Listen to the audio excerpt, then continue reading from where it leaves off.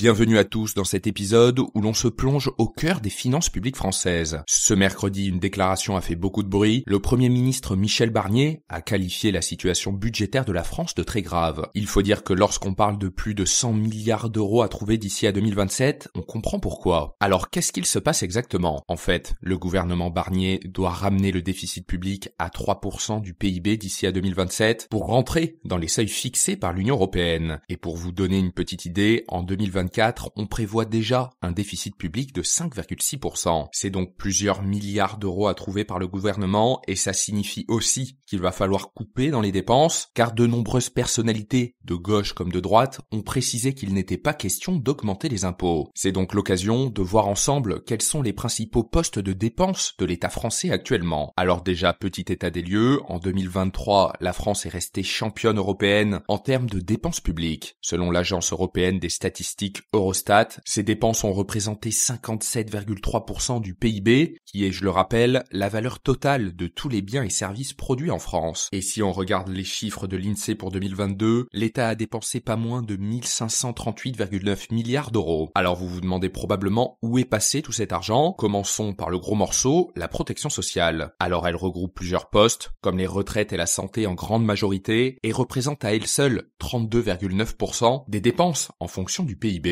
Concrètement, les retraites ont coûté 343,8 milliards d'euros et les dépenses de santé 323 milliards. Il y a ensuite l'éducation, avec 137,8 milliards d'euros dépensés, majoritairement dans le primaire et le secondaire, et représente 5,2% du PIB. Vient ensuite les affaires économiques, avec un montant total de 176,9 milliards d'euros. Derrière ce terme fourre-tout se cachent les crédits alloués au transport, pour 53,6 milliards, et à l'énergie, pour 35,9 milliards d'euros. Suivent ensuite de nombreux autres postes de dépenses, mais moins importants, comme le financement des services généraux et de l'administration, la défense, la justice, la culture, etc.